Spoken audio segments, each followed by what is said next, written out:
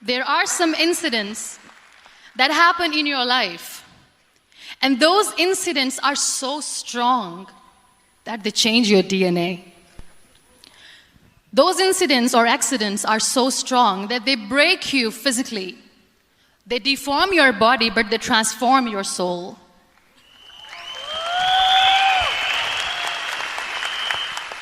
Those incidents break you, deform you, but they mold you into the best version of you. And the same thing happened to me. And I'm going to share what exactly happened to me. I was 18 years old when I got married. And this thing I'm sharing for the very first time on an international level. I was 18 years old when I got married. I belonged to a very conservative family, a Baloch family, where good daughters never say no to their parents. My father wanted me to get married. And all I said was, if that makes you happy, I'll say yes. And of course, it was never a happy marriage.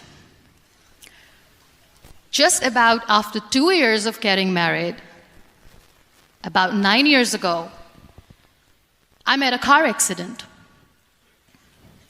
Somehow my husband fell asleep and the car fell in the ditch. He managed to jump out, saved himself. I'm happy for him.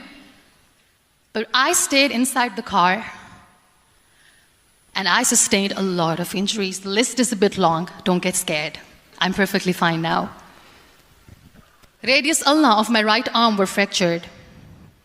The wrist was fractured. Shoulder bone and collarbone were fractured. My whole rib cage got fractured. And because of the rib cage injury, lungs and liver were badly injured. I couldn't breathe. I lost urinary bowel control. That's why I have to wear the bag wherever I go. But that injury that changed me and my life completely as a person and my perception towards living my life was the spine injury. 3 vertebrae of my backbone were completely crushed, and I got paralyzed for the rest of my life. So this accident took place in a far-flung area in the outskirts of a very small province, Balochistan, where there was no first aid, no hospital, no ambulance. I was in the middle of nowhere in that toppled car. Many people came to rescue. They gave me CPR. They dragged me out of the car. And while they were dragging me out, I got the complete transection of my spinal cord. And now there was this debate going on. Should we keep it here? She's going to die. Where should we go? There is no ambulance. There was this 4-wheeler Jeep standing in the corner of the street. They said, put her in the back of the Jeep and take her to the hospital, which is 3 hours away from this place. And I still remember that bumpy ride. I was all broken.